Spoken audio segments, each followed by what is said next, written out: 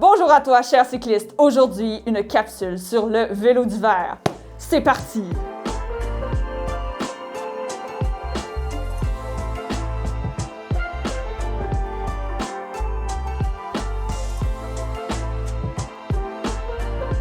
Aujourd'hui, c'est avec grand plaisir qu'on vous présente une capsule sur le vélo d'hiver. J'en suis moi-même adepte depuis quelques années. Cette capsule sera divisée en 3 parties qui parlent du vélo, des vêtements et de la sécurité et entretien de notre vélo.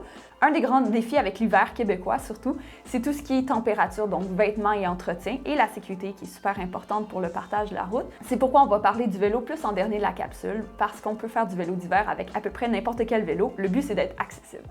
Point numéro 1, les vêtements. Alors, c'est important d'avoir des vêtements chauds et imperméables autant que possible. Je vous recommande d'utiliser plusieurs couches de vêtements afin de vous adapter aux changements de température.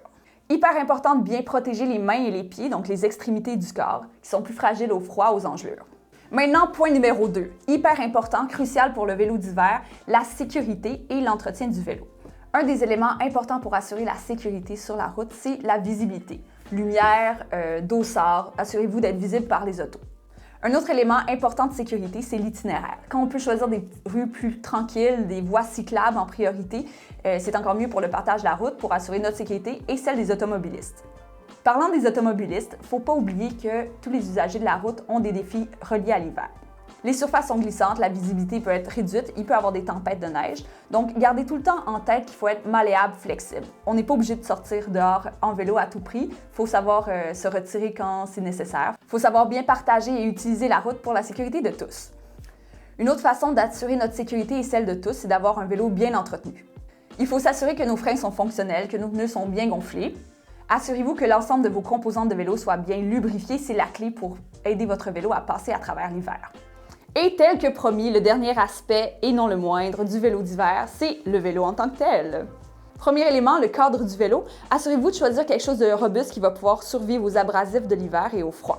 Deuxième élément important, les pneus. Super important parce que c'est ce qui nous assure une bonne adhérence au sol. Il existe des pneus avec des crampons, d'autres avec des clous. Dépendamment de la surface sur laquelle vous allez rouler, vous pourrez faire votre choix en conséquence. Assurez-vous de ne pas avoir des pneus lisses. Ça peut valoir les quelques dollars dépensés pour avoir un pneu qui adhère bien au sol. C'est une question de sécurité et d'efficacité. Autre point important, la transmission. Si vous avez la chance d'avoir un moyeu interne, un single speed ou le moins de vitesse possible, c'est gagnant parce qu'on a moins d'entretien à faire, plus de chances de succès que notre vélo dure au courant de l'hiver. Et bien sûr, élément primordial, les freins. Il faut s'assurer qu'ils soient en parfait état, qu'on soit toujours capable de freiner. Si vous avez le luxe d'avoir des freins à 10, c'est l'idéal pour les conditions boueuses, slotcheuses ou mouillées.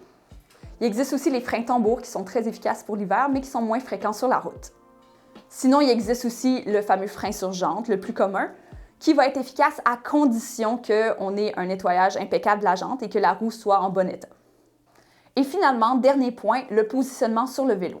On veut un positionnement pas trop agressif, donc avec du poids bien réparti sur les deux roues, quelque chose qui va nous mettre dans une position un peu plus droite pour avoir une bonne stabilité, un bon contrôle du vélo.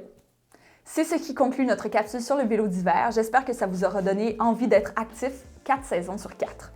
Si vous avez des questions ou commentaires, n'hésitez pas à les faire au bas de la vidéo. Allez liker notre page Facebook et abonnez-vous à notre chaîne YouTube. À bientôt, au plaisir de vous croiser sur les routes cet hiver.